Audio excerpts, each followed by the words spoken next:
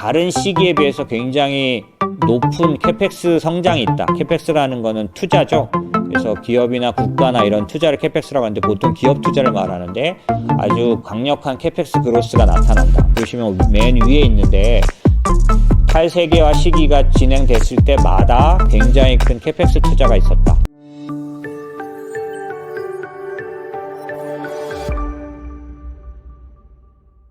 언제나 탈세계화는 전쟁과 경제 위기가 원인이었다. 말씀드린 것처럼 이 빨간색들은 전부 다 전쟁들과 그 다음에 경제적인 어려움과 만나면서 시작됐다라는 거죠. 아까 말씀드린 것처럼 세계화 시대는 그런 면에서 교역에 의해서 그걸 해결하려고 했지만 기본적으로 지금은 상황이 다른 거죠. 그래서 이걸 약간 좀 정리해 보면 세계화 시대를 통해서 80년대 중후반부터 시작된 세계화 시대, 그 신자유주의 시대가 전의 세계를 바꿔놓은 것들, 그것들이 지금 어떻게 바뀌는지를 표로 이렇게 온 건데, 굉장히 복잡한 것 같지만 간단합니다.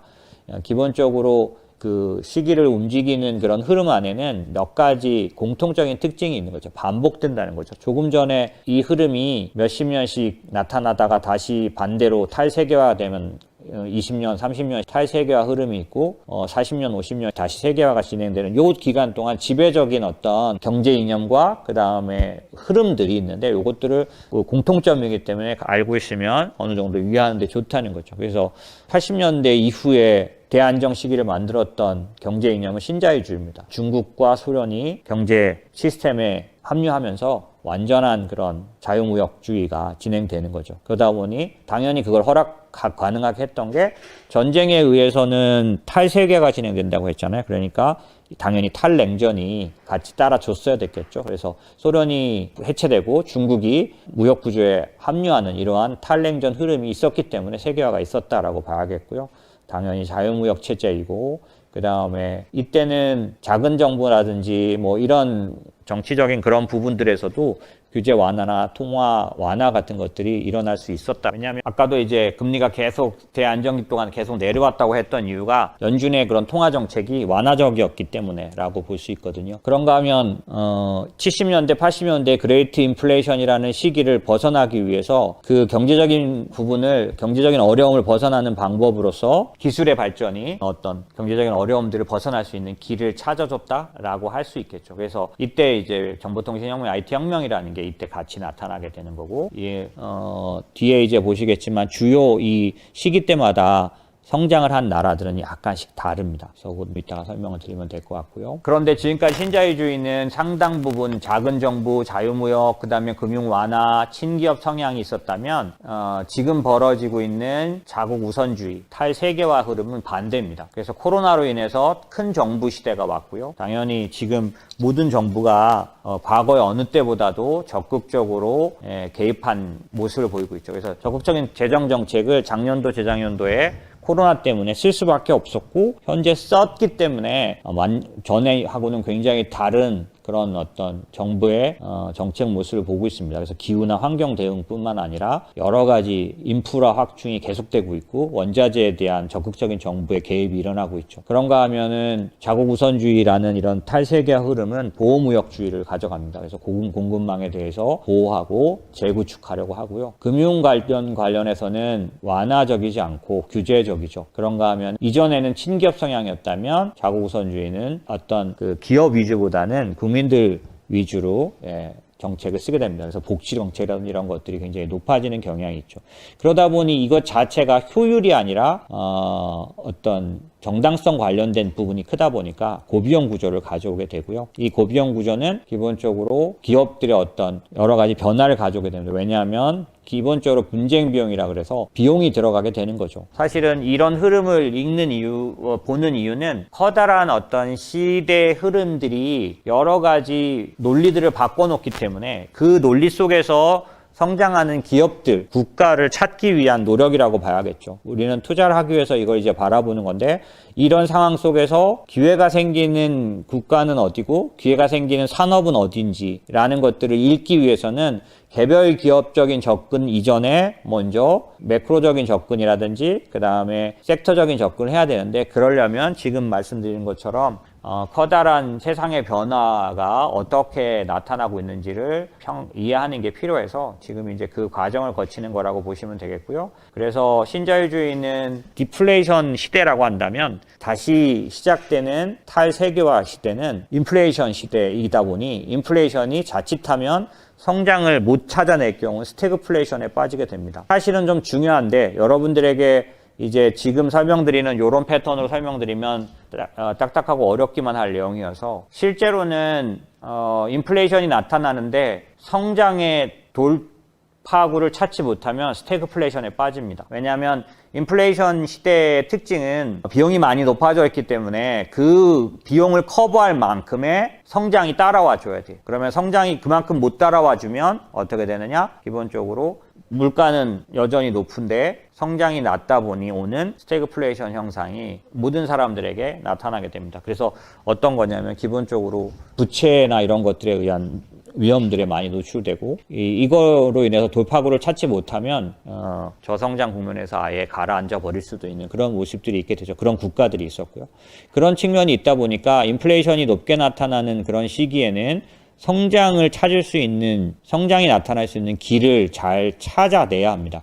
그리고 그 성장을 이제 인플레이션을 수용하고도 더 충분히 남을 만큼의 이익을 국가할 수 있는 고성장을 가져올 수 있는 국가와 섹터와 기업을 찾는 게 실제로 지금처럼 고비용 구조의 세상으로 변하는 세상에서 우리가 가장 관심을 가져야 될 영역인 거죠. 왜냐하면 이전에는 다른 나라에서 생산을 해오기만 해도 부가가치가 높아졌으니까 부가가치가 높아지는 기업에 대한 선택이 글로벌 교역, 다국적 기업, 생산지가 좀 다변화되어 있는, 그 다음에 글로벌 밸류 체인에 의해서 분업화 잘 돼 있기 때문에 어떤 업종은 어디를 투자하고 어떤 업종은 어떤 회사를 투자하고 이렇게 돼 있다면 지금은 그런 것들로 인해서 국가와 기업을 찾을 수 없는 거죠. 그러니까 지금으로서는 이런 구조 자체가 고비용이니까 고비용을 충분히 정당화할 수 있을 만큼의 고성장과 마진 구조를 가진 집중적인 그런 영역들을 찾아야 되는 노력이 당분간 필요하기 때문에 지금 이렇게 과거의 어떤 비슷한 흐름을 가져갔을 때 어떤 흐름이 있었는지를 보고 이제 변화가 온다면 어떤 쪽의 변화가 반대로 일어날 테니까 그것들을 공부하는 거라고 보시면 되겠죠. 지금 보시는 화면은 이제 탈세계화 시대에 일어나는 일들을 써놨고요. 그 국면마다 어떤 시기가 있었나를 설명을 드렸는데 보시면은 맨 이제 그 빨간색으로 써 있는 것들을 먼저 보시면 그 세계화 시대가 처음에 이제 나타났던 게 맨 왼쪽에 보시면은 제국주의 시대였다고 했는데 이때는 이제 당연히 식민지 노동을 착취하는 그런 행태였다면 두 번째 있는 세계화 시대는 유럽을 통한 세계화가 이루어졌기 때문에 이때는 유럽이나 일본 그 다음에 그런 독일 이런 국가들이 수혜를 입었고요. 세 번째 세계화 시대는 아까 말씀드렸던 그런 소련 개방과 중국의 참여로 인해서 일어난 세계화 시대였기 때문에 이때는 중국과 아시아 국가들이 혜택을 입었어요. 우리도 이제 거기에 들어가죠. 최대 수혜 국가가. 세 번째 요 세계화 시대에 어떤 혜택을 입은 게 한국이라고 볼 수 있겠고요. 네 번째 이제 그 세계화 시대가 진행될 수 있었던 그 구간에서 이제 기본적으로 반대로 움직이는 시기로 들어갔기 때문에 탈세계화 시대의 흐름이 이제는 반대로 가게 될 테니까 네 번째는 보시면 녹색으로 써 있죠. 그래서 새로운 그런 세계화가 이제 이전에 하고는 다른 패턴, 그러니까 탈세계화지만 이 탈세계화가 완성이 되고 나면은 어느 정도 자리를 잡으면 어떤 식의 흐름을 가질 거냐? 블록화의 흐름을 가질 거라는 거죠. 그래서 중국과 러시아와 또 이란과 사우디아라비아가 이렇게 블록을 이룬다면 그런 것처럼 미국 주도로 어떤 블록을 이룰 거냐? 얘네들이 서로 간에 니어쇼어링이라든지 프렌드쇼어링을 통해서 밸류체인을 서로 교환하게 될 거라 그 밸류체인 안에는 러시아나 중국의 밸류체인 안에 미국이 같이 섞여 들어가지 않으려고 하잖아요. 그러니까 이러한 밸류체인들 안에 있을 때는 요거는 세계화 때처럼 서로 원활하게 교류하게 되고 이 안에서는 어떤 나라가 이번에는 수혜를 입을 것인가 라고 봤을 때 기본적으로 이번 이 밸류체인을 재편하는 탈세계화의 흐름을 주도하고 있는 건 미국이다 보니 이번에는 아마도 미국이 커다란 수혜를 입을 가능성이 높다 이런 평가를 할 수밖에 없는, 왜냐하면 지금 사실은 달러, 강달러라든지 뭐 이런 그다음에 긴축 이런 모든 것들이 다 미국 위주의 그런 어떤 재편 현상을 만드는 도구라고 봐야겠죠. 그래서 기본적으로 그런 흐름을 나타날 걸로 보여지는데, 이런 탈세계화 시대에 있어서 나타나는 공통적인 현상이 있는데 세 가지가 있다라는 거죠. 그래서 첫 번째는 뭐냐면 다른 시기에 비해서 굉장히 높은 캐펙스 성장이 있다. 캐펙스라는 거는 투자죠. 그래서 기업이나 국가나 이런 투자를 캐펙스라고 하는데 보통 기업 투자를 말하는데 아주 강력한 캐펙스 그로스가 나타난다. 보시면 맨 위에 있는데 탈세계화 시기가 진행됐을 때마다 굉장히 큰 캐펙스 투자가 있었다라는 거죠. 보시면은 그때마다 그 강력한 성장들을 보여주는 게 있고요. 두 번째는 GDP 대비 개인 소비보다는 정부 소비가 주도하는 시장. 그래서 개인 소비는 점점점 낮아지는 모습일 거다. 그래서 왼쪽에 아래에 보시면 개인 소비 비중이 점차 낮아진다. 그러니까 이게 무슨 말이냐면, 이거는 어떻게 이해하시면 되냐면 이런 겁니다. 우리가 보통 미국 투자를 할 때 미국은 소비가 70% 이상 차지하는 나라이기 때문에 소비가 살아있느냐, 그 다음에 소비의 패턴이 바뀌는 걸 쫓아서 투자해야 돼요. 그래서 불과 코로나 전까지만 해도, 그러니까 뭐 여러분 잘 기억하실지 모르겠는데, 미국의 사람들이 금융을 소비할 때 기존의 금융기관으로 가는 소비 말고 IT 회사인데 금융회사인 데들을 소비하기 시작한 게 핀테크예요. 그 핀테크 소비가 굉장히 높아져서 그럴 수 있었던 건 계속 개인들의 소비가 그쪽으로 몰리고 점점점 소비 패턴이 그쪽으로 바뀌는데, 미국은 소비가 주도하는 나라기 때문에 그 개인의 소비가 몰리는 그런 핀테크 회사들이 실적을 앞으로 많이 낼 거다. 성장성이 높다. 그래서 뭐 그런 것들로 인해서 성장하던 시기가 있다면, 요즘은 어떠냐면 그런 기업들이 굉장히 힘들어져 있죠. 왜냐하면은 소비나 이렇게 개인의 소비나 그런 거에 변화도 있지만, 코로나로 인해서 갇혀 있었기 때문에 하던 소비 행태가 이제 바뀌는 그런 부분도 있지만, 또 하나는 뭐냐면 기본적으로 지금 현재 앞으로는 긴축에 의해서 소비는 점점 줄어들고 개인의 소비가 점점점 줄어들 거로 예상되니까, 이번에 3분기 실적에서도 사실 지금까지보다는 앞으로 가이던스가 굉장히 중요했던 이유가, 앞으로 개인들의 소비가 계속 머무를 것 같은 곳, 그런 게 결국 바꿔서 말하면 가격을 계속 올릴 수 있는 거죠. 인플레이션 상황에서도 가격 전가력을 가진 회사인 거고, 그건 무슨 말이냐면 사람들의 소비가 여전히 머물러 있는 곳이어야 하는 거죠. 그런데 이 소비가 바뀌는 그런 것들을 쫓아가는 시기였다면, 이제는 개인들 소비에 의해서 기업들의 성적이 나오기에는 좀 둔화되고, 그쪽은 거꾸로 정부 지출, 오른쪽에 맨 아래 오른쪽에 보시면 탈세계화 시대의 가장 큰 특징은 기업과 정부의 투자 비중이 증가한다. 특별히 이제 정부의 투자가 굉장히 증가하는 시기예요. 그래서 뒷부분에 설명드리겠지만 국가가 주도하는 투자 시대가 오기 때문입니다. 중국, 국가가 주도하는 투자 시대를 가장 대표적인 케이스가, 결국 중국으로 투자하려면 지금까지도 그랬지만 중국 정부가 지원하는 업종에 기업을 투자해야 됐었어요. 보조금으로 성장하니까. 그게 이제 미국처럼 개인의 소비를 쫓아다니던, 개인의 소비에 따라 기업을 투자하던 거하고 다른 면입니다. 근데 앞으로 탈세계화는 이 면이 어느 나라나 두드러지고, 특히 미국도 큰 변화가 오는 거죠. 왜? 미국은 지금까지 70%가 개인 소비가 움직이는 나라였는데, 이제 다시 탈세계화가 되면서 공급망 재편이 가져오고자 하는 게 뭐예요? 제조업의 부흥이에요. 그러면 결국에는 개인의 소비가 움직이는 힘보다는 이 제조업의 부흥을 갖고 오기 위해서 정부가 지출하고 정부가 투자하는 부분을 따라서 그런 기업과 그런 섹터를 따라가야 한다는 얘기예요. 물론 이게 안정되고 나면 다시 그 정부 지출에 의해서 성장한 산업의 어떤 기업이 개인의 소비를 주도하게 되겠죠. 하지만 지금은 개인의 소비력은 내려가고 큰 정부라고 말씀드렸잖아요. 그래서 큰 정부의 신자유주의하고는 반대예요. 정부가 많이 개입하고 정부가 많이 주도합니다. 특별히 지금 민주당 지금까지 해온 그 정책이 바뀔 수 있었던 게 뭐예요? 이번 중간선거죠. 그런데 중간선거 결과는 예상외로 민주당의 약진입니다. 여전히 살아있는 그런 힘을 발휘하게 된 거죠.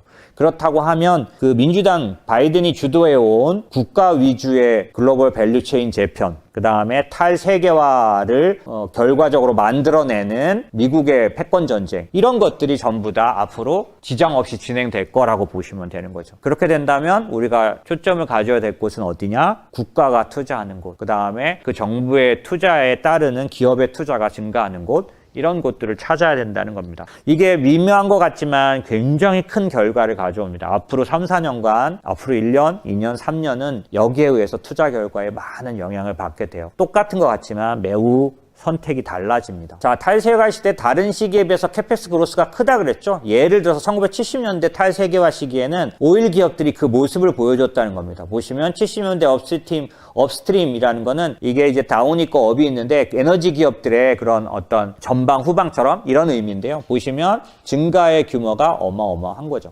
그래서 캐펙스 투자가 아주 집중적으로 일어나는 모습을 볼 수 있는데 이와 같은 모습이 앞으로 나타날 거라는 겁니다. 양상을 가장 대표적으로 보여주는 게 인텔이에요. 사실 인텔이 자기네들 투자를 발표한 것 같지만 인텔 뒤에는 미국 정부가 있습니다. 전에도 말씀드렸지만 인텔에게 엄청난 투자를 가능하게 혹은 지원하는 법이 있다 그랬죠. 국방수권법이라 그래서 바이든이 국방수권법을 동원해서 인텔의 지원을 약속했고 그걸 끌어안고 인텔이 거대한 캐펙스 투자를 발표했죠. 보시는 것처럼 21년, 22년 계속해서 인텔의 캐펙스 투자를 발표하고 있는데 유럽 투자, 미국 투자 이러면서 전 반도체 쪽이죠. 근데 이 캐펙스는 기본적으로 대표적으로 정부 투자 혹은 기업의 캐펙스 증가를 아주 대표적으로 보여주는 사례다라는 거죠. 근데 이게 단순하게 인텔을 말하는 게 아니라 분야가 어느 정도 굉장히 좁혀지고 있죠. 당연히 반도체인 거죠. 그래서